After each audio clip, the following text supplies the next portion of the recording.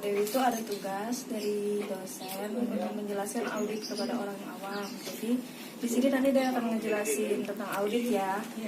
Jadi yang pertama itu, tante udah tahu belum audit itu apa? Sebelumnya. Nah, jadi di sini Dewi jelasin dulu ya.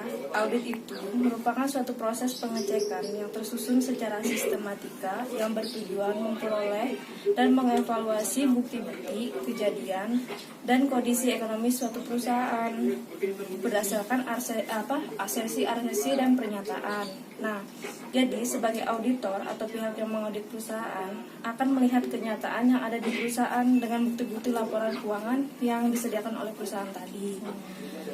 Terus selanjutnya itu ada tujuan audit.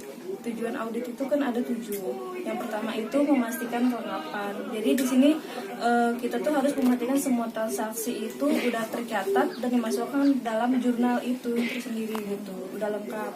Terus yang kedua memastikan ketepatannya. Di sini memastikan semua transaksi dan saldo perkiraan telah didokumentasikan dengan baik, perhitungan benar dan jumlahnya tepat.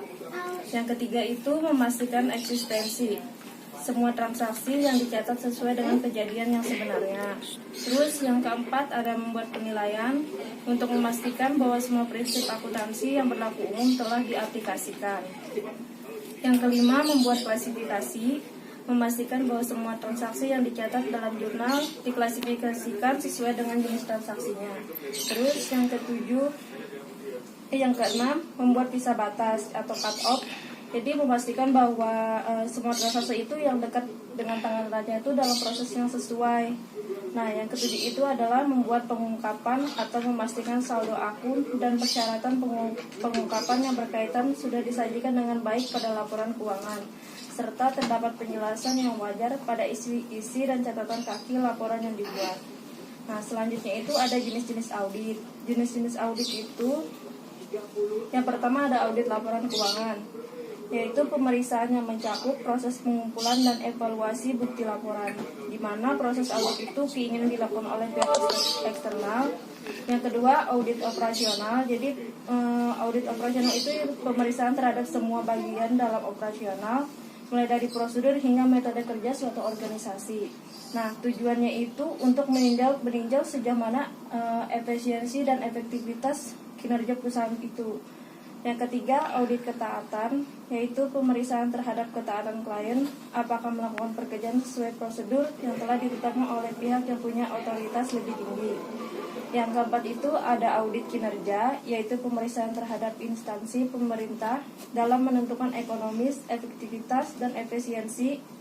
Audit juga memperhatikan manfaat kegiatan suatu instansi bagi masyarakat dan biayanya. Nah, selanjutnya itu ada jenis audit berdasarkan luas pemeriksaan. Yang pertama ada audit umum, yaitu pemeriksaannya yang dilakukan berdasarkan standar profesional akuntan publik dengan memperhatikan standar kode etik akuntan publik. Yang kedua itu ada audit khusus, yaitu pemeriksaan yang diminta oleh suatu perusahaan untuk ruang lingkup tertentu saja. Misalnya itu perusahaan ingin mengaudit divisi keuangan.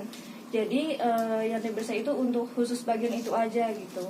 Terus yang kedua ada standar audit. Standar umum yang pertama itu pemeriksaan harus dilakukan pihak yang punya keahlian yang memadai sebagai seorang auditor. Jadi standar umumnya itu dia harus emang di bidang audit gitu, bukan sekedar hanya akuntan. Terus yang kedua profesionalisme seorang auditor dituntut dalam pelaksanaan pekerjaan tanpa memihak pada pihak manapun. Jadi seorang auditor harus independen gitu, nggak boleh memihak pihak mana. Iya. Jadi selanjutnya itu ada standar lapangan. Nah, yang pertama itu pelaksanaan audit harus dilakukan sebaik-baiknya. Bila ada pelaksanaan, maka harus ada supervisi sesuai keperluannya. Yang kedua, pengungkapan informasi dalam laporan keuangan haruslah dipandang memadai kecuali dinyatakan lain dalam laporan auditor. Yang ketiga, di dalam laporan auditor harus terdapat pernyataan atau pendapat mengenai suatu laporan keuangan yang diperiksa. 4. Bila dalam penyusunan laporan keuangan perusahaan tidak konsisten, maka di dalam laporan auditor harus menjelaskan dan memberikan rekomendasi untuk diperbaiki. Nah, jadi hasil akhir dari audit itu adalah sebuah opini atau pendapat gitu atas laporan keuangan. Nah, menurut sekarang kan Tante Hilda kan udah Dewi jelasin tuh tentang audit. Menurut Tante Hilda gimana gitu? Intinya audit itu kan pemeriksaan ya. Iya. Dan si tim audit itu harus netral gitu kan. Tidak memihak karena untuk hasil yang apa tuh namanya? Fakta real gitu iya. kan. Oh, iya. Makasih ya Paham. Tante ya. Iya, sama-sama.